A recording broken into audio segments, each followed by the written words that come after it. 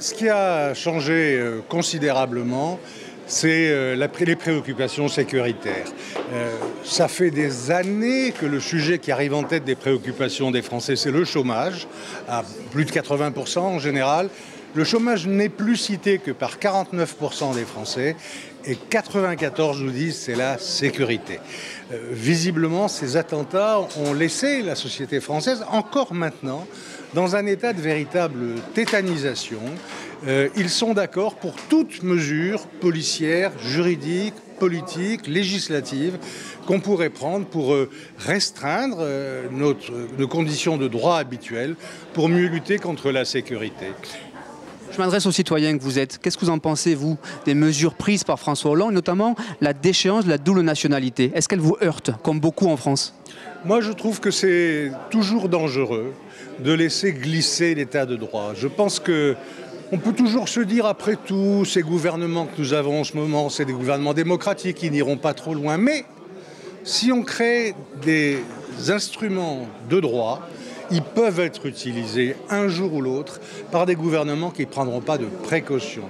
Donc aussi bien sur les mesures d'exception qui sont ajoutées aux mesures d'exception que sur cette déchéance de la nationalité pour les binationaux, qui est la première trahison du droit du sol depuis la Révolution française, je trouve qu'on va trop loin. Je trouve qu'il faut se préoccuper en permanence des libertés publiques et pas seulement de la restriction des libertés au nom de la sécurité. De ce point de vue, je trouve que les Français vont trop vite en besogne. L'intolérance des Français vis-à-vis de certaines communautés, de certains Français, est-ce que ça vous le notez dans vos enquêtes d'opinion? Oui, on a eu l'occasion de parler aujourd'hui beaucoup dans ces rencontres de Cannes de l'hostilité aux musulmans.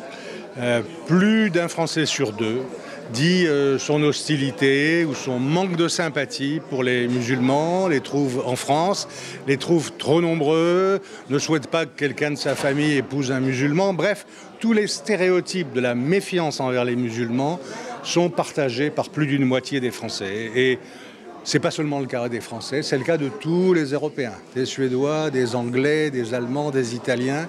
Il y a, devant la présence musulmane dans nos sociétés, une méfiance et une hostilité de plus en plus importantes, évidemment alimentée par la crainte de perdre une partie de son identité culturelle, nationale, et aussi par l'espèce de lien trouble que beaucoup de gens font avec la sécurité et avec le terrorisme, comme si tous les musulmans risquaient d'être un jour terroristes. Donc oui, là, il y a quelque chose de préoccupant pour nos sociétés européennes. Que doit faire le gouvernement alors, dans ces conditions?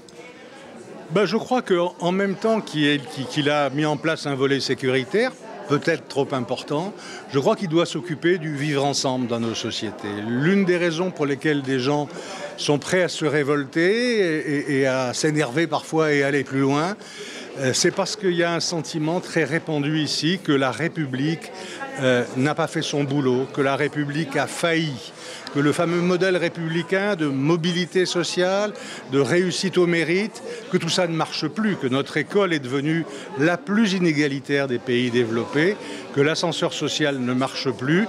Donc je crois qu'il faudrait aussi un volet sociétal extrêmement puissant.